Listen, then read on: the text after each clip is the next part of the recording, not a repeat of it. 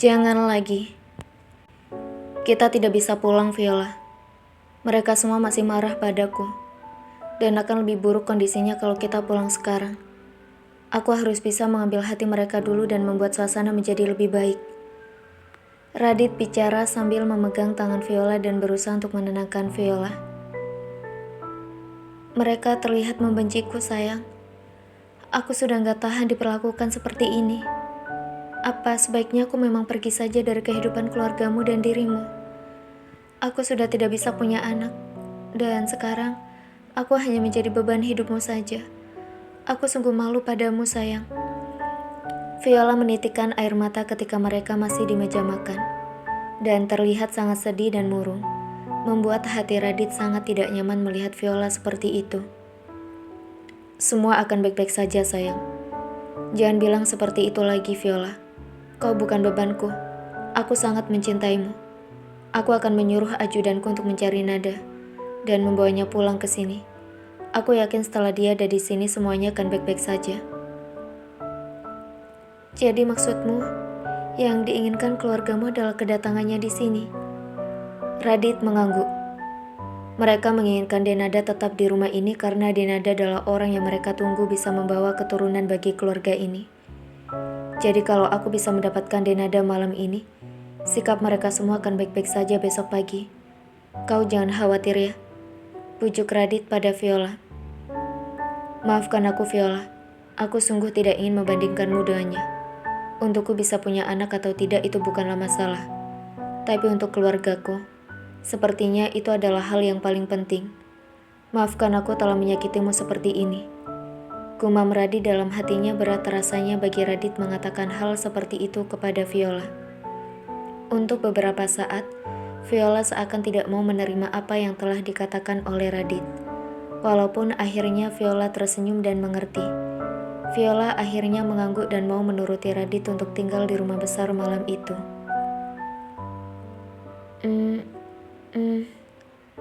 Kenapa kau hanya bengong seperti itu? Suara Nada membuyarkan lamunan Radit yang sedang menatapnya dengan pandangan kosong saat ini. Bukan apa-apa. Aku sedang memikirkan masalah di rumah. Jawab Radit yang sudah kembali dari lamunannya. Apa maksudmu? Ada apa di rumah? Nada bertanya sambil menghabiskan ayam terakhir yang ada di dalam basketnya. Tadi di mall, ibu datang setelah Dimas membawamu pergi. Dan ibu melihat semua rekaman CCTV perkelahianmu dengan wanita itu. Apa? Belum sempat Radit melanjutkan kalimatnya, Nada sudah memotong dan sudah terlihat sangat panik di hadapan Radit. Maksudmu, Nyonya Rianti melihatku berkelahi di CCTV? Radit mengangguk. Hah, mati aku. Wajah Nada terlihat pucat saat mengetahui keluarga Prayoga melihat dirinya tadi di mall. Harus bagaimana aku sekarang? Menyusahkan saja. Satu masalah belum selesai, masalah lain datang lagi. Aku belum beres menyelesaikan masalah hatiku. Kini aku harus berurusan lagi dengan nama baik keluarga Prayoga. Harus bagaimana sekarang? Oh Nada, apa tidak bisa menghindar dari masalah? Hati Nada sudah sangat ketakutan. Apalagi mendengar Nyonya Rianti sendiri, ibu mertua yang pernah menamparnya yang melihat langsung kejadian di sana. Kau jangan khawatir, biar aku yang mengurusnya nanti. Radit mencoba untuk menenangkan Nada, tapi tetap saja, Nada tak bisa tenang dan masih sangat ketakutan. Apa dia berpikir kalau ibuku marah padanya? Bagus juga kalau begitu. Aku bisa menggunakan ini sebagai alasan padanya supaya tak lagi berdekatan dengan Dimas. Radit memang sangat cemburu dengan Dimas.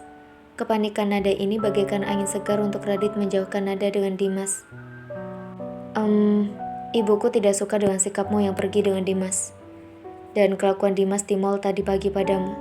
Mengecup dahimu. Hei, tak perlu kau ceritakan, aku juga sudah tahu kalau ibumu pasti tidak suka melihat Dimas yang seperti itu padaku.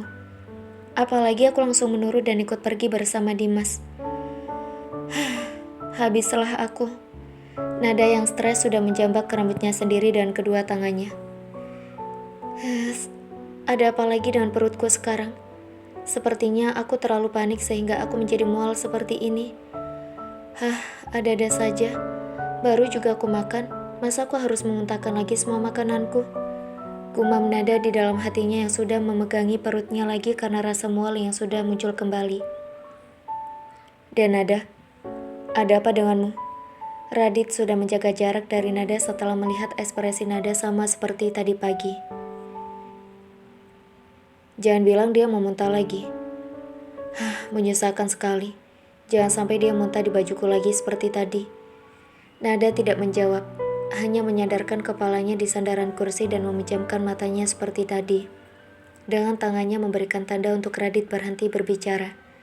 Dan membiarkan Nada seperti itu dulu untuk sementara waktu. Dan kali ini, Radit menurut tidak mengganggu Nada. Sepertinya betul aku memang hamil. Tapi aku harus cek dulu besok. Aku harus pastikan dulu. Baru aku bilang hamil atau tidak ke Radit. Lalu bagaimana kalau aku hamil? Apakah itu berarti hubunganku dengannya sudah selesai? Apakah sikap lembutnya kepadaku seperti saat ini akan hilang? Apakah itu berarti dia tidak akan menyentuhku lagi? Tapi kenapa sekarang aku justru menjadi sedih? Aduh, ada apa sih dengan diriku ini? Kenapa aku jadi seperti ini? Kenapa aku jadi ingin dekat dengannya? Lupakan dia, Nada. Perutku jadi semakin mual memikirkan ini. Pikiran Nada masih sangat sibuk dan lebih didominasi oleh ketakutan dan kesedihan di dalam dirinya. Bayang Radit terus saja muncul, terutama saat-saat mereka sedang bersama di Villa Puncak. Jadi betulkah dia memang hamil? Tapi kasihan sekali kalau dia hamil seperti ini. Kondisinya terlihat lemah dan setiap kali makan dia selalu muntah. Apa yang harus aku lakukan sekarang untuk menolongnya? Aku tidak bisa diam saja seperti ini. Sudah sekitar 10 menit Radit mendapati Nada dengan kondisi mengkhawatirkan. Menahan muntah dan keringat dingin keluar dari seluruh tubuhnya. Sampai wajahnya terlihat sangat pucat. Hentikan mobilnya. Satu kali perintah Radit kepada supirnya langsung membuat mobil menepi di pinggir jalan. Dan Nada, ayo turun saja dulu, semuanya supaya kamu tidak seperti ini. Radit segera membawa Nada keluar dari mobil dan betul apa yang ditebaknya. Nada langsung mengeluarkan semua yang sudah dimakannya, sehingga tubuh Nada menjadi lemas. Walaupun kondisinya sudah lebih lega, tak lagi terlihat tersiksa karena menahan muntah. Apa sekarang terasa lebih baik?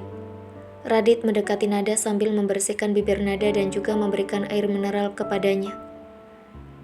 Kenapa kau tidak pernah menjauh dariku saat aku sedang muntah? Ini kan menjijikkan. Aku sangat malu padamu.